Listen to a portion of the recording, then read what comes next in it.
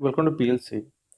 DBMS के इस video में हम लोग देखेंगे रिलेशनल डाटाबेस से जुड़ी हुई कुछ टर्म्स को।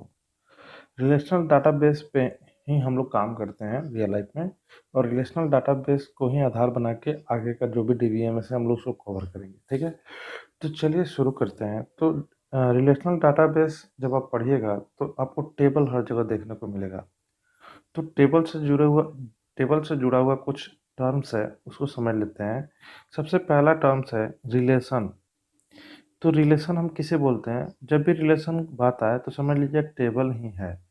टेबल का ही दूसरा नाम रिलेशन है। रिलेशनल डाटाबेस मैनेजमेंट जो भी है, इसमें रिलेशन जब भी शब्द आएगा तो समझ लीजिए टेबल की बात हो रहा है। टेबल के फॉर्म में ही डाटा यहाँ पे रखा जाता है, तो रिलेशन बोला जाता है उसे। Attribute, tuple. जब आप टेबल देखते हैं तो टेबल में कॉलम दिखेगा आपको, और फिर रो दिखेगा। अभी एक स्टूडेंट नाम का टेबल दिख रहा है आपको इधर। तो इस टेबल में आप अगर देख रहे होंगे तो 4 कॉलम है। ठीक है, कितने लोगों को कॉलम और रो भी समझ में नहीं आता है, तो यहाँ पे हम थोड़ा सा बता देते हैं। ये जो आप दिख रहे हैं ये कॉलम है। ये सब क्या है? कॉलम है। हमें पता है कि सबको पता होगा, लेकिन एक दो लोग होते हैं जिनको थोड़ा कन्फ्यूजन होता है, इसीलिए मैं बता देता हूँ। ये क्या है? कॉलम है।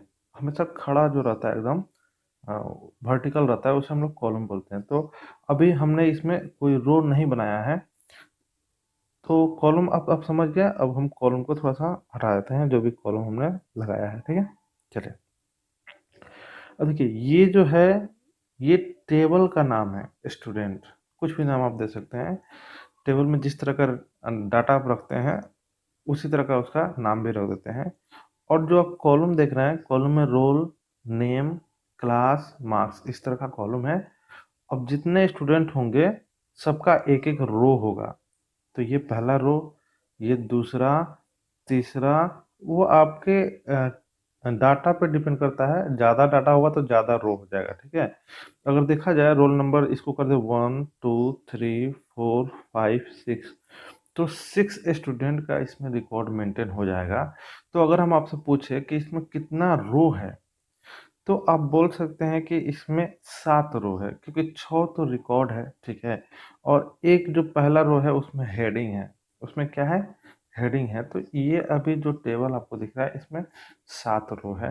लेकिन हेडिंग को आप छोड़ दीजिए, हेडिंग को काउंट नहीं कीजिए। तो कितना रो है इसमें? 6। तो रिकॉर्ड अगर आपसे पूछा जाए रिकॉर्ड कितने हैं, तो 6।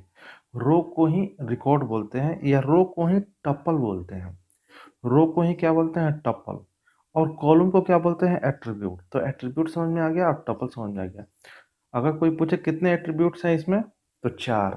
एट्रीब्यूट्स की संख्या 4। कितने टपल्स हैं? तो 6। टपल्स की संख्या कितना है? 6। ठीक है, चलिए। हेडिंग को छोड़ के हम बात कर रहे हैं 6 टपल्स। तो अब आगे बढ़ते हैं। डोमेन। देखिए, डोमेन, बहुत सारे लोगों को डोमेन समझ में नहीं आता है। डोमेन क्या है?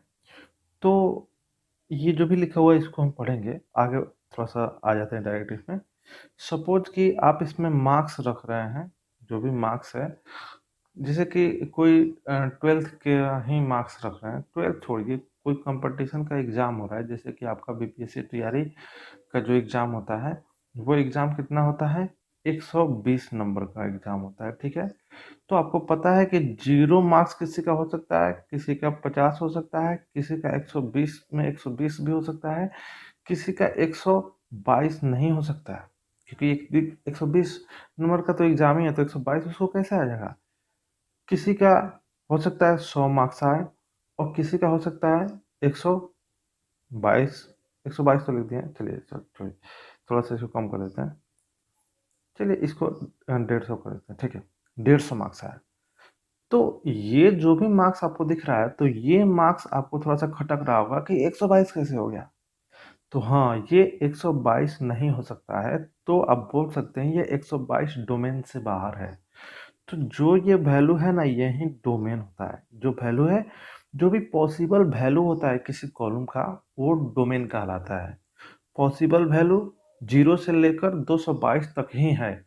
सॉरी, 222 नहीं, 120 तक ही है।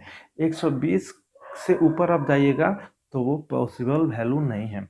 तो डोमेन कितना हो गया इसका, 0 से लेकर 120। तो वही डिफिनेशन लिख रहा है, a domain is a collection of all possible values from which the values for a given column is drawn. मतलब जो भी पॉसिबल वैल्यू, एक तरह से कलेक्शन ऑफ पॉसिबल वैल्यू जो है वो डोमेन है। वही क्या है, डोमेन है, जो किसी दिए गए कॉलम में रखा जा सकता है। जैसे कि अब नाम पे आए, तो नाम के लिए तो खैर इस तरह का कुछ फिक्स नहीं है, किसी का नाम कुछ भी हो सकता है कि नहीं। तो इसका डोमेन तो बहुत ब्रॉड है, कुछ भी हो सकता है।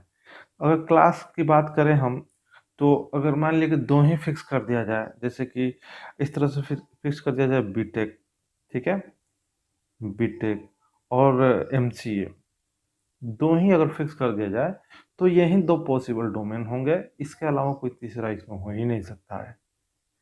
ठीक है, तो अब आप समझ गए होंगे डोमेन क्या होता है।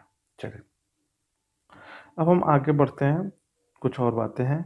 अगर रिलेशन का प्रॉपर्टीज पूछे तो तीन ही प्रॉपर्टीज होता है। एक तो नाम, जैसे कि ये टेबल है, टेबल का एक नाम होगा, रिलेशन होगा, ठीक है। जो भी रिलेशन का नाम है, जैसे वहाँ पे स्टूडेंट है तो वो उसका नाम, एक तो नाम तो होना बहुत जरूरी है। और डिग्री और कार्डिनलिटी, क्वेश्चन आया था, डिग्री वाला क्वेश्चन आ गया था, ठीक है। तो डिग्री किसे बोलते हैं, तो नंबर ऑफ एट्रीब्यूट को डिग्री बोलते हैं।